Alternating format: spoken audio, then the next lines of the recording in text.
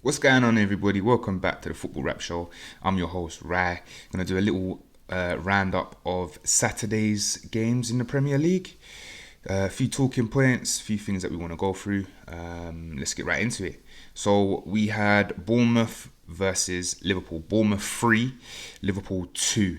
I was watching it and I didn't quite understand the formation that Liverpool implemented today. They played a 4-2-2-2, which to be fair, I've not actually seen them play this season. So I don't know if they're just trying something new due to the recent bad form that they've been in.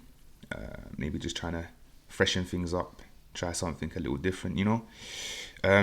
Big Verge. Oof. The hell was he thinking on that first goal? He was definitely at fault for that. Just sort of played it back into play into the dangerous area where Bournemouth was able to sort of just capitalise, and that's where they got their first goal from. For some reason, Bournemouth was just able to play through Liverpool yesterday so easy. I don't know what's happening at Liverpool. They've just seemed to have just they're not even a small piece of their former self. Like, they're playing like a team that's never played together before. I don't know if that's a managerial thing, if the manager's asking too much, or the manager's giving them too much tactics that they're not just comprehending and understanding, to be totally honest. I see that Andy Robertson came on as well. I know that recently he's been linked to going to Tottenham. I think he looks like he's mentally he's already clocked out, like he's already gone. What's your thoughts on Andy Robertson to Tottenham? You think that would be a good signing for Tottenham, or a bad signing, or is it good for Liverpool to be letting him go? Especially considering they need the squad depth, and Robertson, he knows how to play. He's won titles with Liverpool, so he knows what Liverpool's all about. So would it be a good thing for him to be going?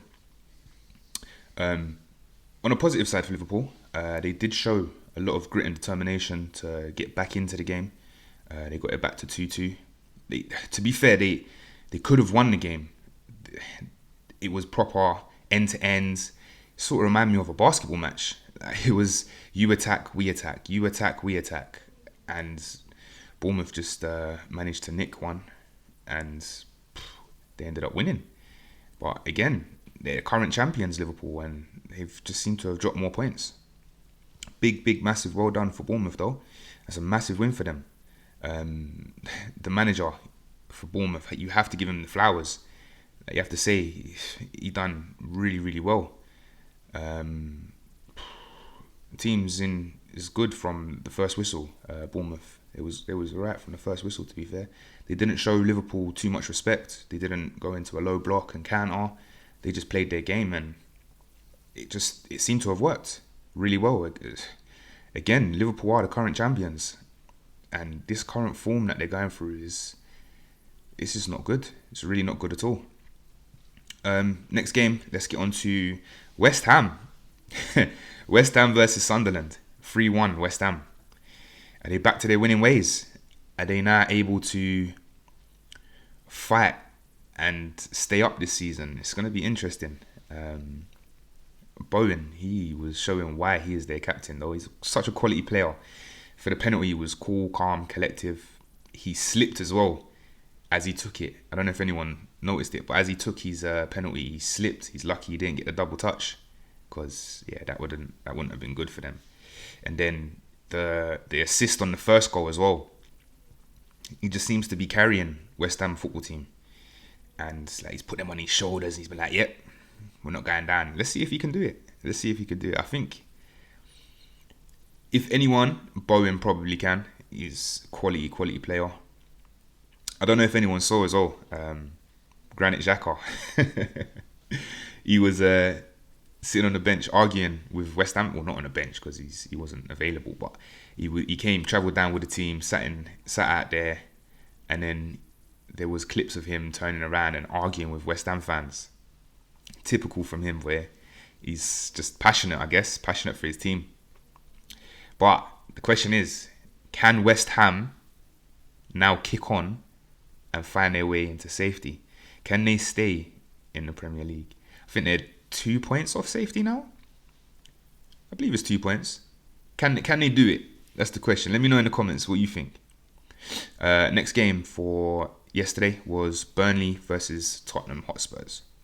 Tottenham dropped points again, and now they're dropping points to a team that's fighting for to stay out of the relegation zone. They're fighting for their survival. I think the delivery from Kyle Walker, that was top class. He just rolled back the years, whipped it in. It reminded me of when he was at City. The way he just put that, meant to just put the ball in. That was really good, boy. Really, really good. But the defense, the defenders, they're scoring goals, which is always a benefit. You've got to really appreciate it when your defenders are scoring goals and they're active, but they're not doing what they're supposed to be doing. They're defenders. They're not keeping clean sheets. They're not, and they just seem to be making silly mistakes. So I think that them conceding so many goals is where it's kind of falling for Tottenham Hotspurs. I got to give that big shout out for Dubravka. Oh my God, that he made some super saves that kept Burnley in the game, to be totally honest. And Spurs look like they just need a bit of luck now, because it's not like they're not scoring goals, and they had so many chances to score more goals, and they should have scored more goals, to be fair. I don't know, I feel like they just need a little bit of luck, a little good run of games. I know they're not going to get it within the next the next three games. They've got Arsenal, City and Man United, not in that order, but that's the teams they're playing against. So it's looking very, very tough for them. Spurs fans as well at full time booing Thomas Frank. I know why everyone can understand and see why they're frustrated, because their team should be doing a lot better than what it currently is. But do you now go ahead and sack Frank? Is there a manager who is available to then come in and take on this team and take them to where they need to be or where they should be? I don't know who would come in.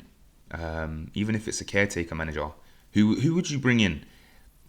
Spurs fans, let me know if there's someone that you've got in mind who can come in for Tottenham Hotspurs and do a good job until the end of the season. Let me know. I mean, it could be someone that, like Manchester United, have got Carrick. Off the top of my head, I can't think of any managers that are available that can come in and do that. Spurs fans, let me know. Let me know in the comments who you would bring in. And that's another conversation we can have. Let's get on to the next game. Manchester City 2, Wolves 0. Haaland started on the bench. Erling Haaland. Is that a tactical decision? Or is it due to his recent form in the last few games that he's been in? He's not been bagging goals the way that everyone's used to Haaland bagging goals. Obviously Haaland is always going to be a threat, but is his confidence low?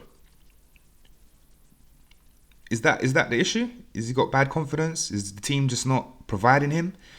I don't watch Manchester City every single week, but from the games that I have seen recently, Haaland just looks done with his confidence, which is mad to say, because this is the guy that goes on and scores so many goals every season. Like, he's so consistent when it comes to scoring goals, but at the moment he just seems to be really down on his confidence. I think a massive positive for Manchester City at the moment is Mark Guehi. Oh my God, he had his debut today.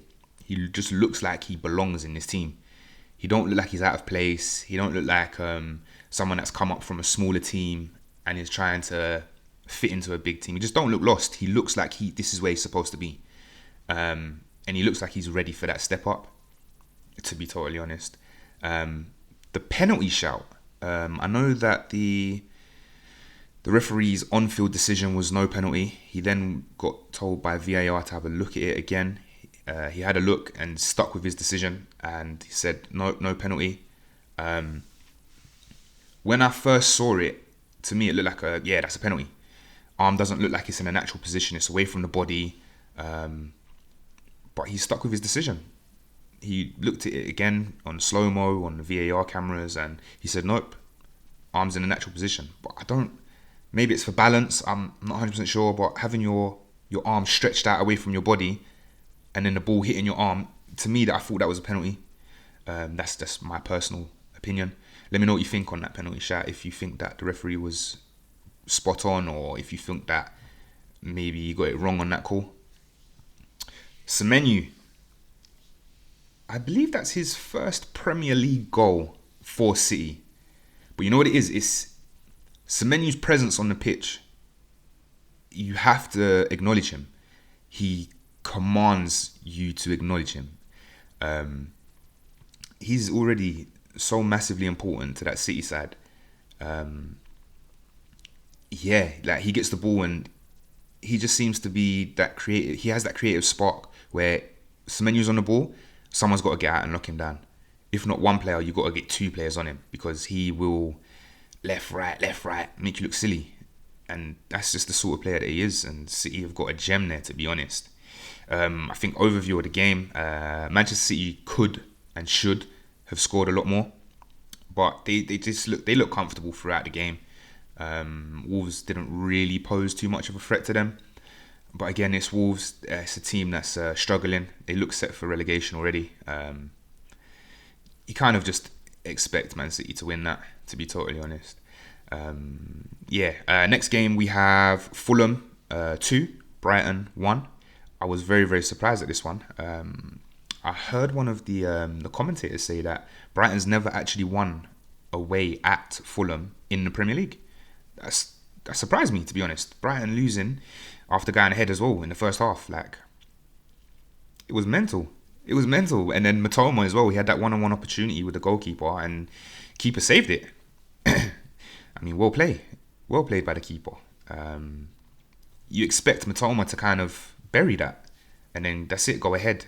And for Brighton to kick on and win. And then Danny Welbeck as well. Was he offside? I mean, he was offside because that's what VAR said. They've drawn all the lines in, but it was his arm.